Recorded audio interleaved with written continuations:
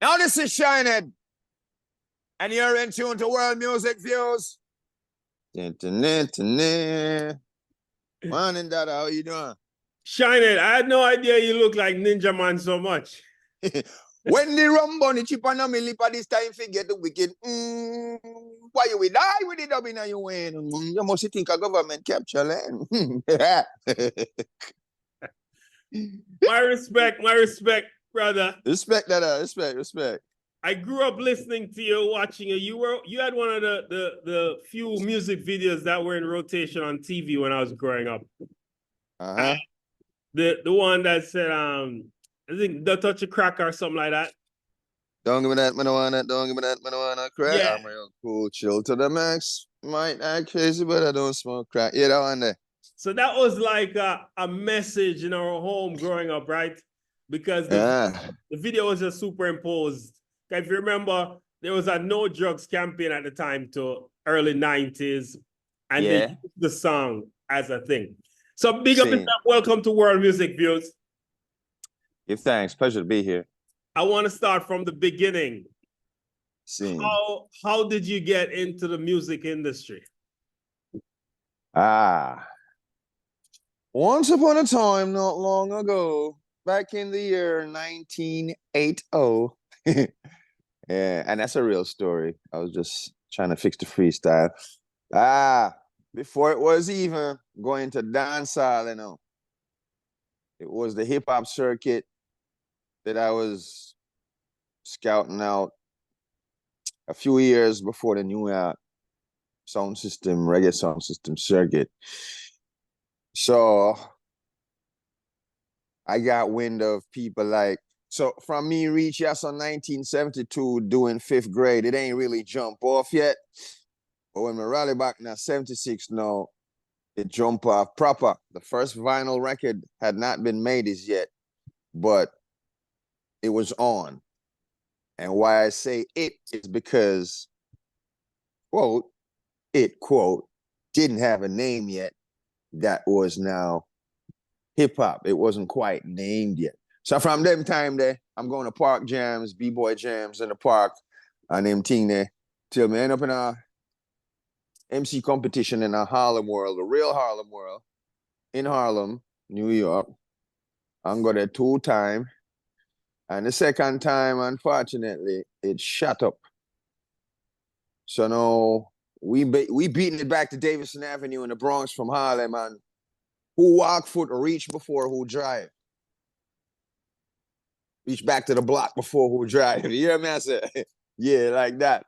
Seeing, so make it back, bombs to know. So after a while, after training with the South, Bronx, bad sound them, the Wassy sound them, like the Sanatones, the Star Wars, the Specialist Roots. That's what the man them said. So who are the biggest and the baddest in our Bronx? Because we are Bronx people. And they said downbeat. This was around 1980-ish. See, so now I go looking for downbeat, and it was pretty much on from then. Start apprentice with downbeat from in the early 80s, and African Love, you know, soon thereafter. I'm fast forwarded now because when I joined African Love carry me guy Electra, you know, like this, and this is in the early 80s. So after meeting downbeat, it was a very good learning experience if you are to evaluate this type of learnings where me get and some other people get and put a dollar amount on it, enough. But more than the dollar amount, the education is a one-of-a-kind piece of education. Seeing when you touch the road, as they say.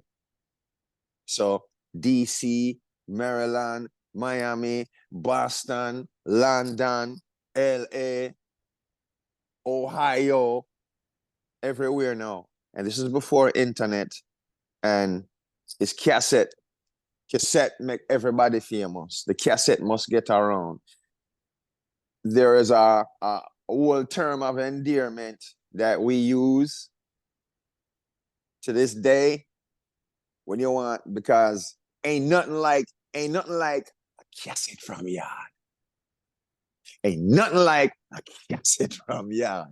back in the day. And what made it so sweet is you have to wait upon it. You ain't pick your phone up and the link was there, and you copy the link and you paste and you go straight to Instagram and Facebook, TikTok, blah, blah, blah, blah, blah. Nah, you have to wait upon it. And when it reach, the quality may not be so good, but it's audible and adequate enough, and you're glad. And you listen to 90 minutes there, and you turn it around again, and you don't rewind it like my boss and mash up. See, that's where I'm coming from, sir.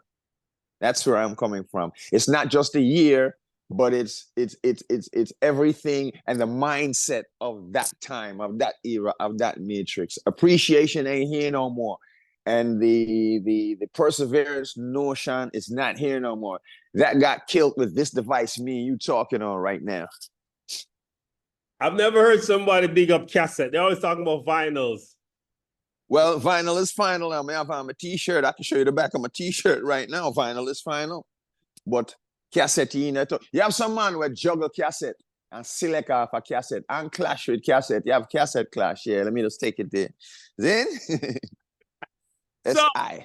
You do that thing that the man them now don't know, but you looked at the most successful artists in your era and you did a cover of one of his biggest songs, Billie Jean. 1984. Tell me why you went to cover Michael Jackson in a dancehall style. The honest truth is, it was a natural order of things. If you meet your uncle Winston in a 1971, who happened to have a sound system named Soul King Disco. This is a 32 Butts Crescent in Kingston. I don't know if that's Vineyard Town or August Town.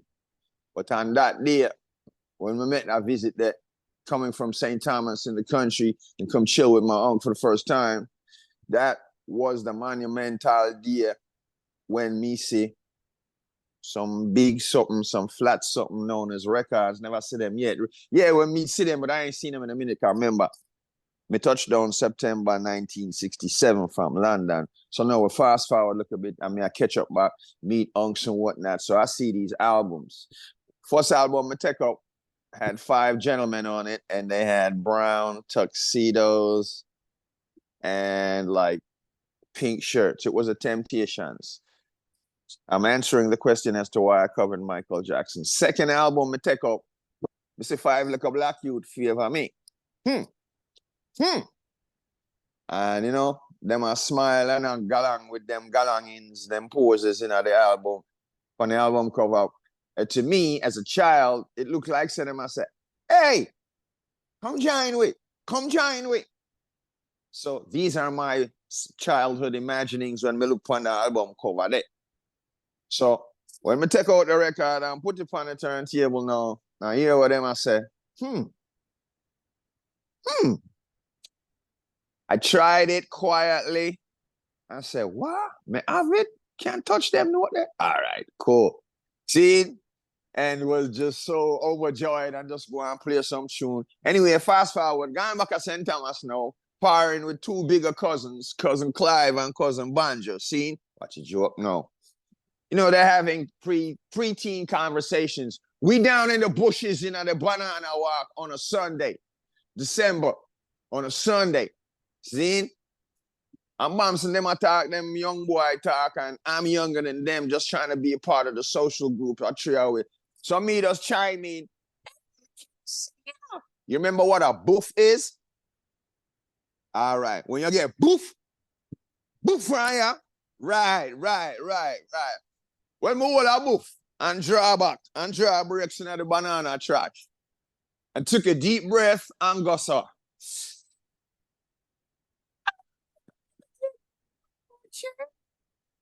Mr. Clive and Banjo rolling a banana trash and kin them green and couldn't tap kin them green. Me say, oh, me have something. So on that day, I got my first boo in the banana walk. On that day, I got my first forward.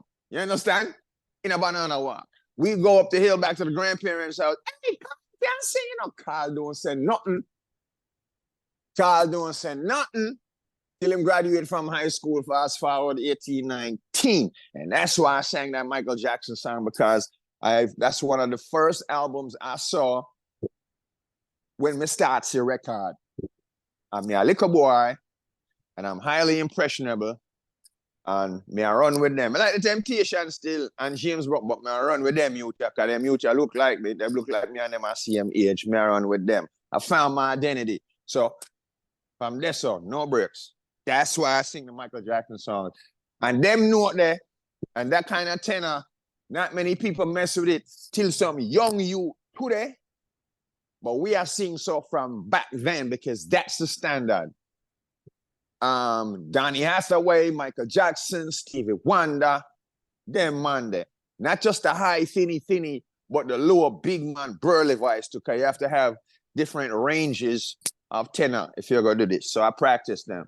So I go from way down there with the Barry White and the Temptations to, you understand? So that's why you were able to play with your voice like that. Yes, indeed. Wow. So, yes, indeed. Did you ever meet Michael Jackson? Nope. With all the travelings you have done, where's the biggest place you've ever performed, like biggest audience? That would be between Reggae Sunsplashes 90 and 91 and Reggae Sunsplash in Japan. And then again, there's Greek Theater Los Angeles. All Reggae Sunsplash tour back in the day. How much people was that? Average 50,000 or so. The Pier in Manhattan, New York, enough people still, but it's New York, so you're not gonna be as big as the other cities that are spread out and more ruralish and more countrified, Yeah. So I just them singing it. So you're signed to Elektra Records from just really covering Michael Jackson, then becoming a phenomenon. No, it wasn't the Billie Jean, it was the Who the Cap Fit that African Love Claude Evans got me signed with. It was the Who the Cap Fit, that Red Alert of the then 98.7 Kiss. I think at 97, he would bust it in his hip hop segments. I was told of this, and after a while, I hear it for myself. Red Alert. And Claude Evans of African Love Sound, when we used to DJ upon. The buzz starting at the street, and it's Claude and Tyrone Wallace who took me to Elektra. And then your biggest tune is Jamaican in New York, which is a cover of Sting's Englishman in New York. Right. Why you cover that one? Well, Claude brought the idea to me and the producer. Damn. My name, I forgot the name. Bad piece of producer. They bring the idea to me, but they didn't know, sir. Me, I listened to Sting long time, because there was an old radio station called CD 101.9 where them play jazz, avant-garde jazz, and jazz fusion. And in medium to high rotation was Englishman in New York. See? I love my jazz, I love my jazz fusion, I love my jazz rock. And it did it. And I'll make cassette off of this station. And that's one of the genres of music that's just part of Shinehead, part of Carl. And then fast forward down the line now, Claude and the producer bring this to me, and what? It's like I was waiting on this long time, but them never know. And whap it. That's how Jamaican in New York got built. So you were intelligent enough to listen to the radio and be like, you need radio play. So I go find out who a pop on the radio. But don't take too much. And if you're a copy it, do it with taste. Do it with taste. You have to do it with taste. Other than that, it's just classless biting. There's a way to do it where it have respect and it's okay and it's novel and it's still organic. And yeah, we listen radio and kind of flank along or parallel along, and then we just take the left lane and gonna lead when we learn sufficiently, but you never stop learning. So when a certain amount of data come in now, we put that to music and take the lead for a minute and then back off and then right lane again, cool off till next song. You're credited with being the leader of the reggae fusion style, where you take hip hop and fuse it with reggae. Try My Love was one of them. And even the album Real Rock and Unity. Those are pioneering styles that a Shabba Ranks would have come in, you know, and a Flex with Cobra would have come in. Right. Do you take that on as a person, as a pioneer, or you just feel like it just do some work?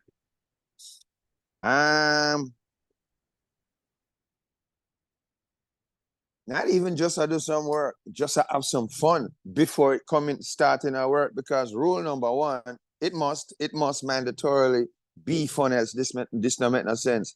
If once it turn work and you're not having fun anymore, you're just a whore and you're whoring. So it's fun first. So I never look fun. We never did that yo, I mean for start this, you know. I mean for start this.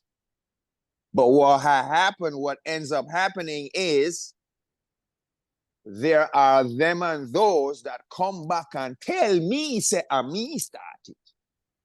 Me not tell me, say, me started. Even if me know, me not say nothing.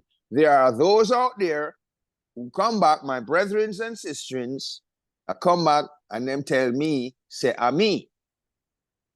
Or the conversation would I go, me, or a KRS, or a Heavy D, or a Dan Baron, or a bunch American. So when I ask bunch Americans how them coming at the music game, the two of them, Natcha and Edley, say, by listening to you, man. What me I gotta say? Them say, by listening to you, by listening to me, Shinehead. In Mad Lion studio, in front of Mad Lion, I asked KRS-One how him coming at the game. Him say he went around looking for the downbeat cassettes and the African Love cassettes with Shinehead on it.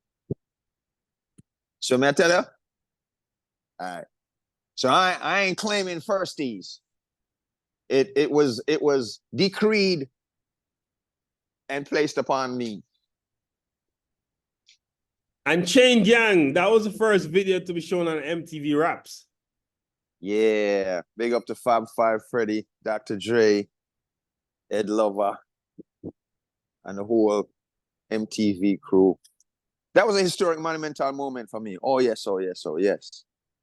And a lovely video, 2 days of filming video.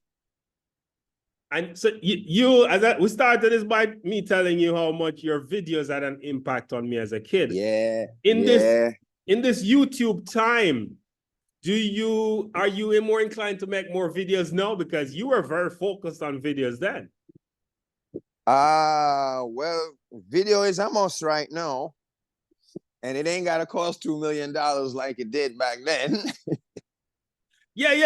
Let me ask you that. How much did the Not Touch a Crack video sell, the Chain Gang video? Tell me the prices they were spending on your videos. About 2 years of mortgages. About 2 years of mortgages in the most affluent of neighborhood. Easy.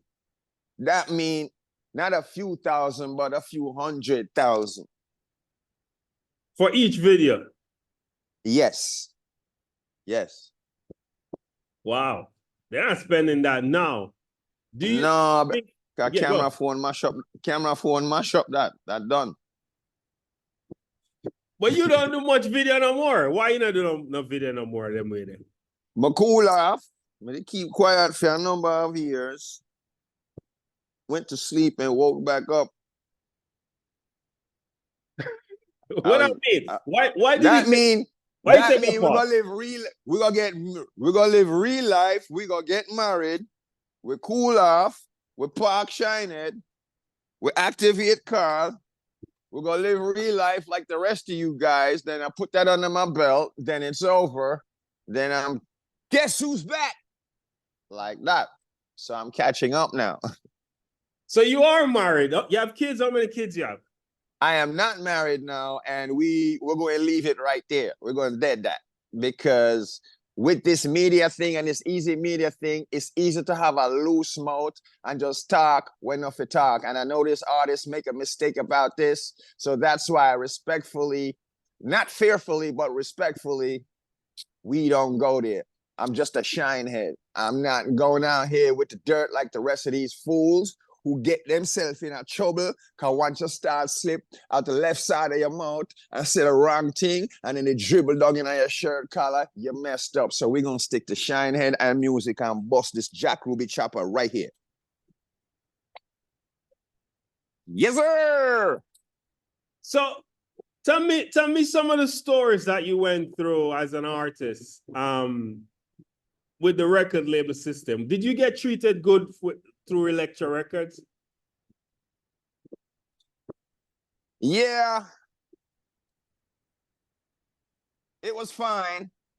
Thanks to Raul Roach, thanks to Barry Roberts, thanks to Elaine Valentine, thanks to Bob Krasnow, thanks to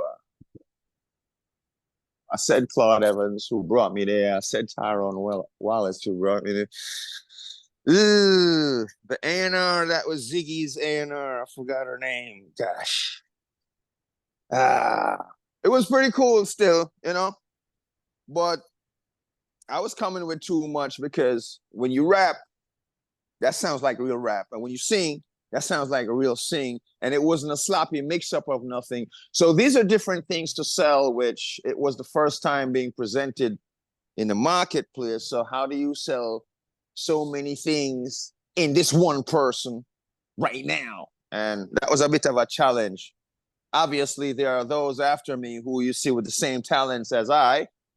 And after the kinks got worked out, folks have learned how to sell people like that who do and live more than one thing. You don't just sing, you don't just rap, you don't just DJ, you don't just produce, you don't just build sound system, you don't just inspire younger than yourself and older than yourself. So it was a bit of a challenge to sell that type of package. It was a really packed, I guess it was a really packed bomb. They never really know if it deal with yet. Like I said, there are those after me who have the same talents and they're saleable now because it got worked out how to sell such a person with so many attributes. So that you when you parted ways, they never owe you no money. You recoup and everything. Yeah. Mm-hmm. So you're one of the success stories of the label system with Jamaican music. Well, I wouldn't say a success story, but I'd say thanks to Claude and Tyrone, the business got handled right, and I learned how to handle my business and made it out of there. I got dropped in 1995. Now, when I got signed, there was a whole lot of hoopla and pomps and pageantry. But when I get dropped, it was like I heard about it and heard about it through third, fourth, fifth party. It was really ratchet, unfortunately, when I got let go because I didn't even know I was let go. I heard from the man who heard from the man who heard from the man who heard from the man. So why did they let you go? Well, it was time and the contract was up and sales wasn't so good, probably, I'm guessing. So from 9 to 5 till now, I guess they should have recouped, more than recouped, and we're fine. Would you ever sell your catalog? The parts of it that you own, the publishing? Let me think about that and get back to you. Okay, one moment. Thought about it, getting back to you. No. Never. Never. And you still own your publishing from 1980s. Yeah. 100%. 100. What is mine, and what is theirs is theirs. And the check comes in quarterly. If I get smaller still, so if I got to do some new tune and don't bite nobody shit. So, but it's still a coming. Yeah. Your music actually, music from the era is getting more valuable because the kids are finding it difficult charting. You've hit the chart several times. Many artists who are now big artists and would be of the stature that you were back then, they have never charted on the Hot 100 or the 200. They are just YouTube famous or even TikTok famous. Some of them even have one song. But the catalogs, like yours, they are still, although you had a lot of covers, but they're still reference material for the new kids. Would you ever work with some of them? Yes. Yes, I would. Like who? Tell me who you're looking at that you'd work with. Well, for me to say that, that's at the risk of hint dropping. Although I do like some of them still. And when you say new, what kind of new?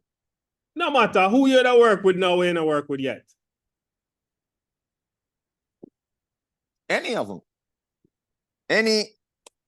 No, not any of them. No. The lyricists. I gravitate towards the intellectuals and the lyricists. And when you say new, do you mean new or new or new? Because there is Busy, who is new-ish, but then there is TJ, who is new. See, so it's new after new. And I gravitate towards the lyricists. Like if you is a Kabaka, if you is a Busy, if you is a Bugle, if you is a... Did I say coffee already? No. Oh, yeah. Lyricist. This guy ain't new, but in bad Ras Demo, the lyricists. Well, Snow. The cultural clean lyricists. Look about this night to still, but predominantly we gotta remain conscious because the music is all to rearrange us and put us back in the right direction, which it has been taking over 400 or 500 years to do. Yeah, so the new artists them were lyrically action-packed. You know? Yeah. Whether they be rappers for real, or they be reggae artists for real, or they be Afrobeat artists, it don't matter. Come here, listen Afrobeat from Fela Kuti. I'm a Fela Kuti vinyl around here. So no guy not tell me about no goddamn Afrobeat. Fela Kuti and Alpha Blondy start that. And I got those records behind me right here. So all of them go sit down. The Trident, you dropped that 94, 20. Yeah. What's the anniversary this? 30th anniversary this year? Yes, yeah. Sir. 30th anniversary of Trotting. How did you come to make that album? That was part of the Elektra deal, right? That was your last Elektra album. Yeah. So it never charted, but people still talk about it. What was on Trodden? Trodden kind of catch on a little bit, even though it never moved like that. Trodden is a roots thing that I got from Brigadier, which originally started from Carlton Livingston. Trodden true, the jungle with my chalice, like that on Tribulation Studio on Rhythm. So as a youth, me I listen Carlton Livingston and Brigadier. Yeah, I've tuned like Buff Bay upon it. Boom bang. I'm from Buff Bay, by the way. Respect. You have Trodden Show, you have Boom Bang. More Than a Feeling, Woman Like You, Good Girls, Bad Boys, Me and Them, Sniper, Keep On Singing, them type of tune there. Oh, you're digging. You dig deep. Yes, You dig man. deep. You dig deep. You dig deep. Well, from here, them tune there, and you hear those slight little coverings and renditions. Apparently, clearly, these are songs that me listen every day. That my side say, all right, I'm gonna clap this, I'm gonna grow up on this. Listen, I'm a DNA. Woman Like You. Me love soul music. Me love them soul music that from Soul Train era, you know, from Dan Cornelius era, whether it be a Dennis Williams, Earth, Wind and Fire, people like that, Genesis, real music made by real musicians who actually played the musical instruments, like for real, like sang for real, no auto tunes except. That was the only auto tune, and it was novel, and it was okay, because everybody never lived on it. That's where I come from. The songs I did in Trodden are a clear evidence of my musical influences. So it's a homage to each song. When I clap it, I take a piece off of it. It's a homage. Me can't do without it. I grew up on. And Sidewalk University, which a lot of people talk about, you dropped that 92. This was you at your height. See. When, you know, everybody, the Billboard chart was pure Jamaican artists at the time. You were on Atlantic. I think you were on Atlantic at that time. So you were signed to Atlantic before Electra? No, never signed to Atlantic. So how did Atlantic acquire Sidewalk? They must have buy it out, but I was never signed to Atlantic. It's Electra, and then it turned into East West, like that. Mm-hmm. So there that album, Sidewalk University. How did you come about making that one?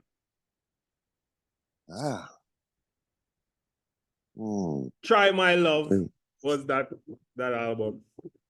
Yeah. Well, Dave Hall was the producer of Try My Love. And I didn't get it. I didn't get it at first. And then when I grasped, I'm like, yeah, because Dave Hall is a very serious and a very dope producer. So I had to learn real quick, within minutes, and catch up and go home and hit the streets and learn more acutely what really are going on. So when I did that Try My Love, had I not caught up, because I was like, nah, this is a bite off of what do you them name? Jungle Bro, meanie, and I didn't want to do it. But Dave Hall enlightened me otherwise. So some of my shit come out. I was open to teachings and learnings, you know, because I ain't know what was up. I ain't know what time it was. So I was told, and now I know, and that's how my boss that flowed upon a Try My Love. The Try My Love came from what? Which song? It really come from Heartbeat, and then Jungle Brothers and them used it again. So I didn't want to touch it.